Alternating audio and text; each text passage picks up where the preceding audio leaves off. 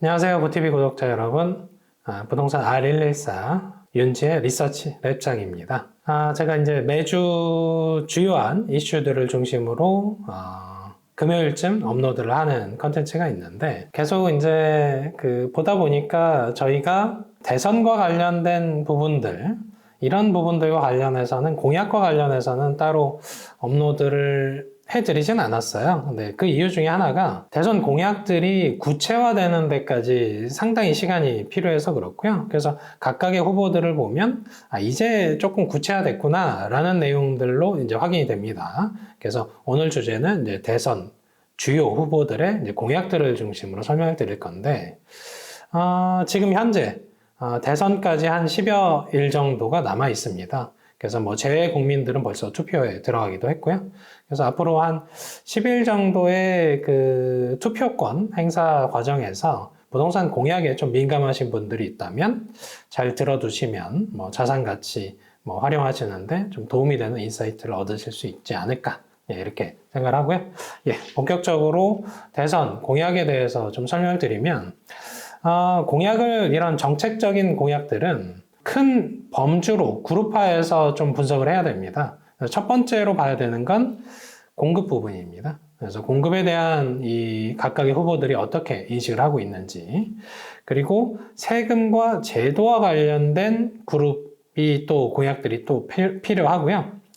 그리고 이제 각주로서 지금의 이제 행정수도 이전과 관련된 그런 공약들, 그리고 개별적으로 이제 교통과 관련된 공약들, 이렇게 중심으로 보면 부동산 공약들에 대한 전반적인 내용들을 우리가 볼 수가 있다, 이렇게 판단이 되는데, 일단 주택 공급과 관련된 부분의 공통점들을 보시면 다 비슷합니다.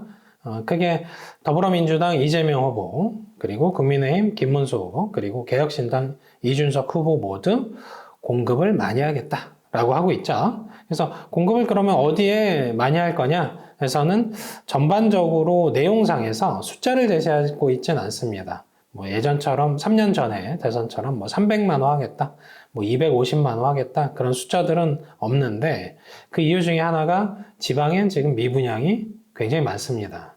그러니까 전국 단위의 대통령 후보로서 수도권에 뭐 이렇게 공급하겠다, 뭐 200만 호 하겠다, 150만 호 하겠다 하는 의미들이 지방 관점에서 볼 때는 굉장히 무의미한 의미들이 되기도 하고요.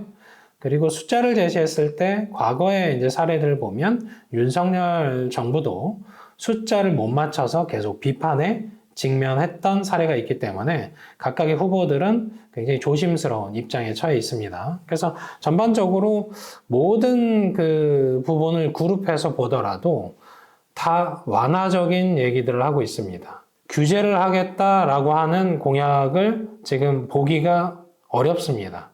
물론 이제 경제적인 관점에서 부동산이 아닌 다른 분야에서는 규제 같은 내용들이 지금 다뤄지고 있긴 한데 저희가 보고 있는 건 부동산이니까 부동산 쪽에서는 지금 어떻게 규제하겠다, 어떻게 제한하겠다, 세금을 이렇게 더 부과하겠다, 이런 내용이 하나도 없습니다.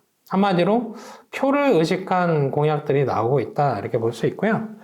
그래서 이제 더불어민주당 이재명 후보의 그 공약부터 보겠습니다. 그래서 주택 공급 부분들을 한번 보시면 1기 신도시를 재정비하겠다.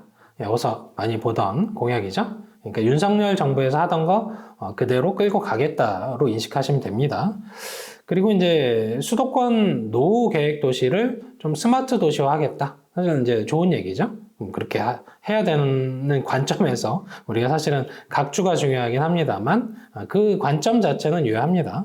그리고 이제 특이사항이 이재명 후보는 4기 신도시를 개발하겠다라는 공약을 내놨습니다.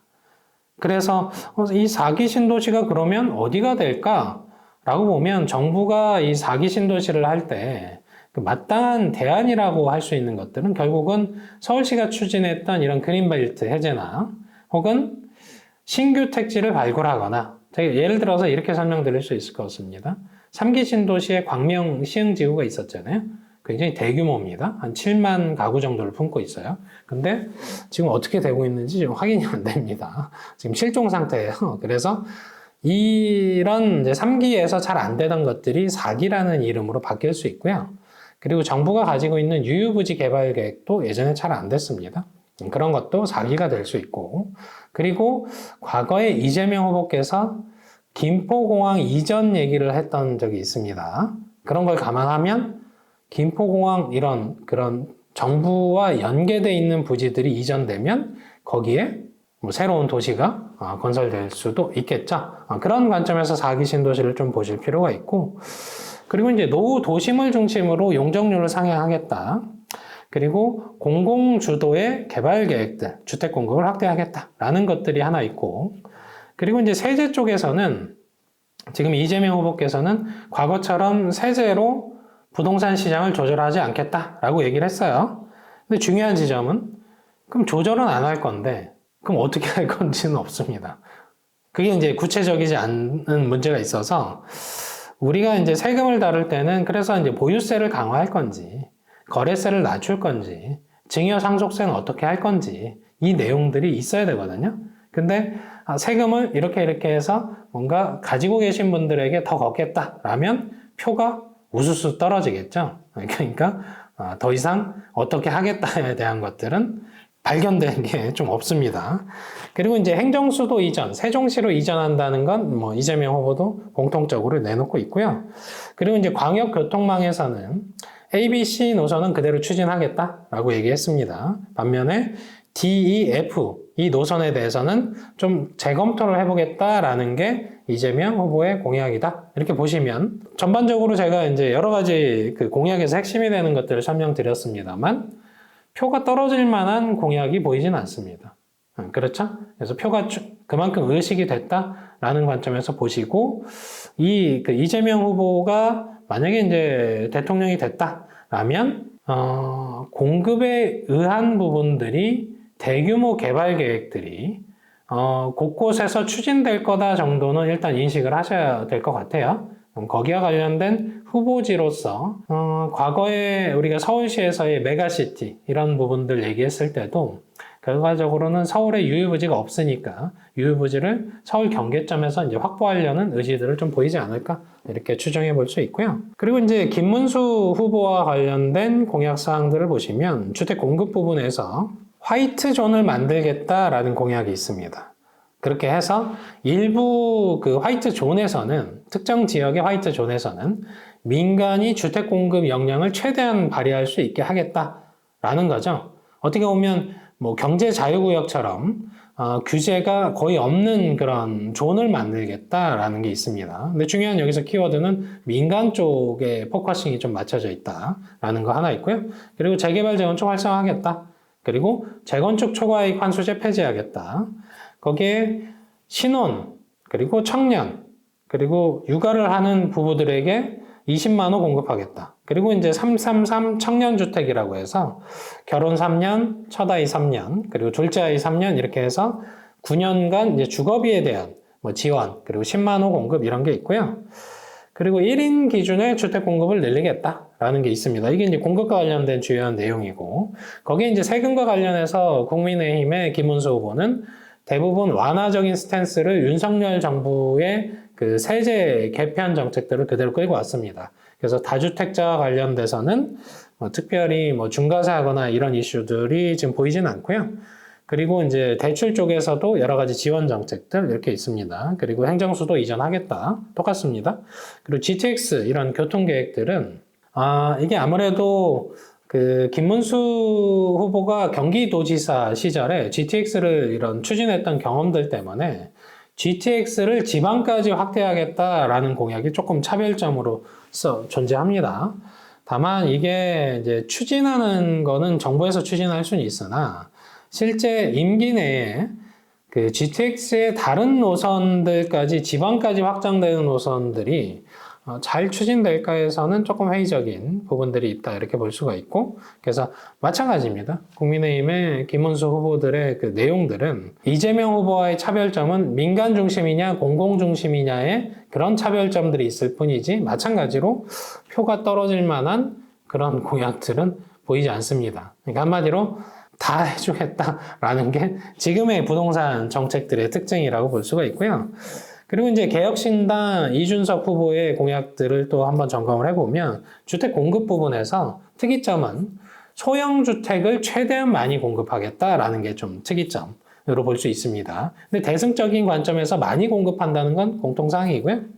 그리고 이제 지방 쪽의 미분양을 해소하기 위해서 민간 임대를 등록하고 그리고 이제 취득세, 양도세 이런 감면들 그리고 용적률을 대폭 상향하겠다. 그래서 보시면 뭐랄까 각 주에서 여러 가지 차이점들, 민간이냐 공공이냐, 소형 주택이냐 혹은 중대형을 포함하냐 이런 차이점들이 있을 뿐이지 전체적으로는 내용이 비슷하고요.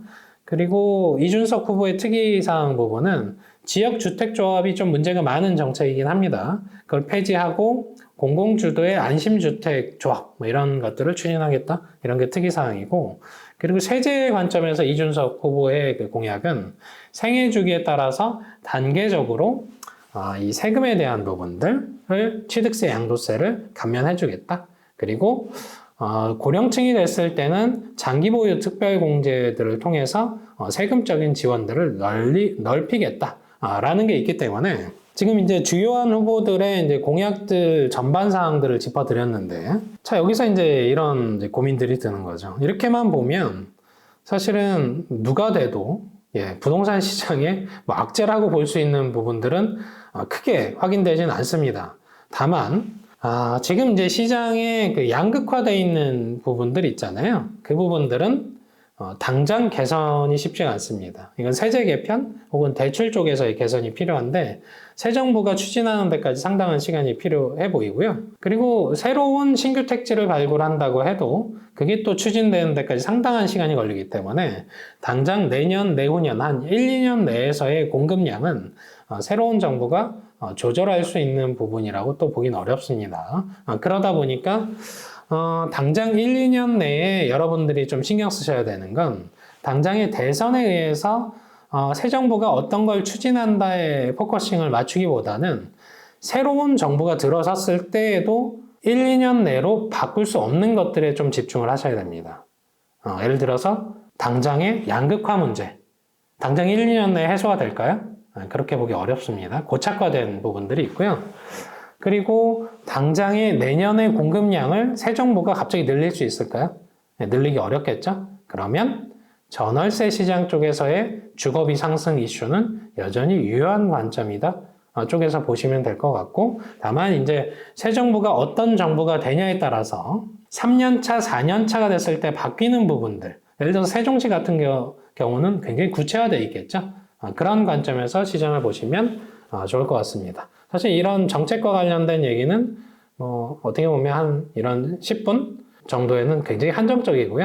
한 30여 분 정도 얘기해야 되는데 너무 길면 보시기 좀 지루할 수 있으니까 이쯤에서 마치도록 하겠습니다. 예, 감사합니다.